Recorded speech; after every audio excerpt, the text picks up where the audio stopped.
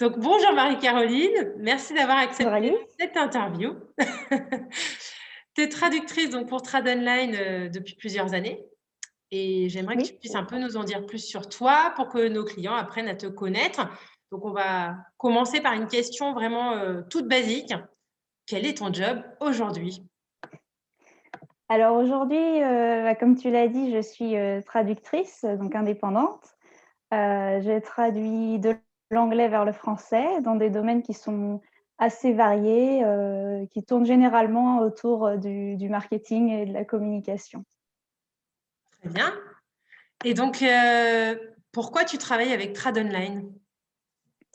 Alors, il faut savoir que quand j'étais étudiante, en master de traduction à l'université de Rennes, je cherchais un stage de fin d'études de 6 mois et j'avais déjà pour idée à l'époque de devenir traductrice. Donc je me suis naturellement tournée vers, des agences de traduction pour, effectuer ce stage et donc c'est Trad Online qui m'a accueillie pour ce stage et suite à ce stage chez Trad Online, je me suis ensuite, lancée, en freelance aussitôt après cette expérience et donc j'ai pu poursuivre cette collaboration, avec Trad Online, dès mes débuts, dans le monde professionnel de la traduction et maintenant ça fait, à peu près 4 ans et demi que je collabore avec vous.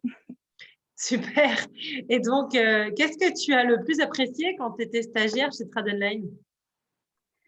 Alors j'ai beaucoup aimé le fait d'avoir touché à tout, si je peux dire, c'est-à-dire qu'on m'a confié des missions qui étaient à la fois de gestion de projet, de traduction, de relecture, de localisation et ce qui fait que l'équipe m'a vraiment été d'une grande aide pour concrétiser mon projet. Ça m'a donné vraiment une vision globale sur l'univers de la traduction et j'avais aussi été très bien suivie à l'époque par, ma responsable de stage, donc c'était très apprécié. Donc un véritable tremplin vers, l'activité freelance, quoi. C'est ça.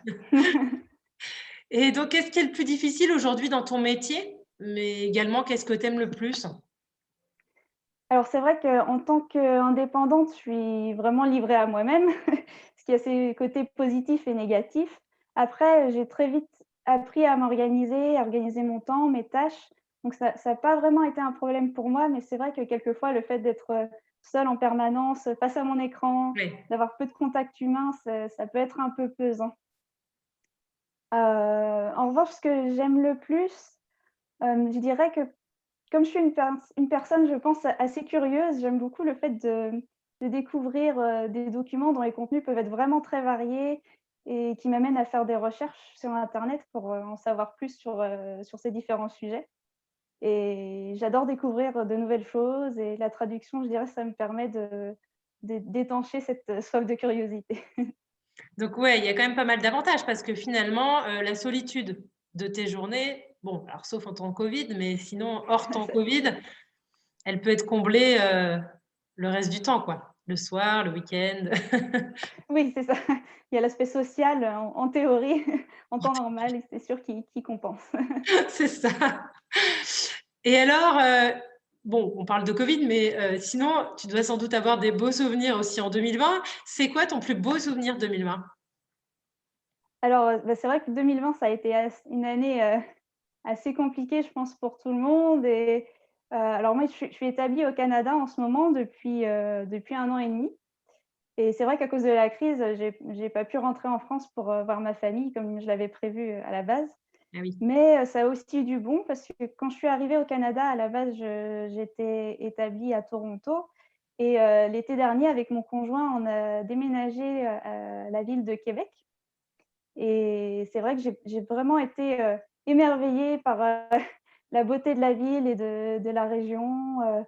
On a l'habitude de voyager à travers le monde. C'est d'ailleurs un autre gros avantage que d'être traductrice indépendante et on a vécu dans plusieurs endroits, au Vietnam, en Nouvelle-Calédonie et donc là, au Canada et c'est vrai que j'ai jamais eu de coup de cœur si fort que pour Québec et pour le Canada en général.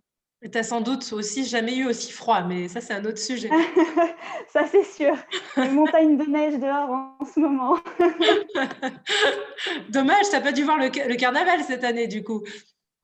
Bah, non, le carnaval était enfin, il a été, pas tout à fait annulé, il a été modifié, mais D'accord. mais c'était pas pareil, forcément. Ce sera pour l'année prochaine. Voilà. Et alors, bon, donc toi, tu es traductrice français-anglais, hein, donc parlons maintenant un petit peu des différences culturelles entre l'anglais et le français. Mhm. Est-ce que ces différences culturelles, elles te donnent du fil à retordre au fil de tes traductions? Alors, oui, c'est sûr que l'aspect culturel est toujours à prendre en compte, en traduction. Idéalement, il faut que le texte traduit ait le même effet sur le public que le texte original. Oui, Donc j'essaie toujours de prendre en compte cet aspect culturel, lorsque je traduis, surtout justement dans les domaines, du marketing ou du tourisme. Par exemple, s'il s'agit de traduire un slogan, quelquefois je peux mettre peut-être 5 ou 10 fois plus de temps que pour traduire, une phrase classique parce qu'il faut savoir, prendre du recul sur le texte, pouvoir s'éloigner pour éviter les traductions trop littérales et puis pouvoir le transformer et trouver par exemple un jeu de mots qui soit approprié, en français. très bien. Et donc, qu'est-ce qui, par exemple, dernièrement, là, tu as un exemple de quelque chose qui t'a vraiment donné, du fil à retordre ou, Il va falloir que j'y réfléchisse. Non, mais si tu as pas d'exemple, particulier, c'est pas Hem, grave. non, j'ai pas d'exemple qui me vient en tête tout de suite. D'accord. Non, mais bon, c'est vrai que Heu j'imagine, c'est comme tu en as un petit peu tous les jours finalement, Oui, c'est ça ça, c'est un devient problème enfin pas un problème, mais une difficulté disons qui est quotidienne et qui revient sans cesse. Alors c'est vrai que là, j'ai pas d'exemple en tête, mais c'est toujours quelque chose, c'est mon quotidien, quoi. c'est ça. Et donc, sinon, plus par rapport à la situation globale de la traduction, est-ce que tu notes, toi, une évolution du type de projet de tes clients, soit de manière générale, soit à titre plus personnel?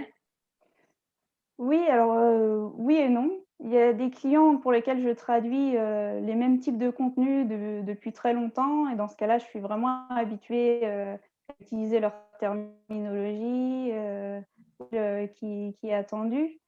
Il y a aussi certains clients qui ont décidé d'élargir, la portée des contenus à traduire pour, rendre accessible encore plus de leur contenu à leurs clients francophones. Mais j'ai aussi, chaque année de nouveaux clients et c'est vrai que c'est très stimulant de recevoir toujours, de nouveaux types de projets. Très bien. Est-ce que tu veux ajouter quelque chose, sur cette interview? Est-ce qu'il y a des choses particulières que tu voudrais communiquer à, je sais pas, par exemple, les clients pour qui tu travailles par l'intermédiaire de Trad Online, puisque cette vidéo leur est notamment destinée? Mmh.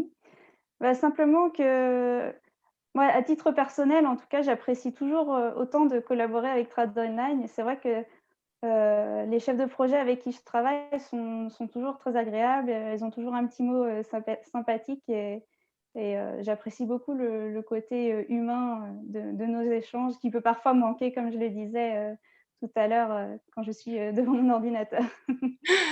C'est ça. Bah, en fait, c'est ce qu'on essaye de faire, en tout cas chez Trad Online. C'est un peu notre marque de fabrique, c'est, C'est ça, de mettre avant tout l'humain, au centre de nos échanges.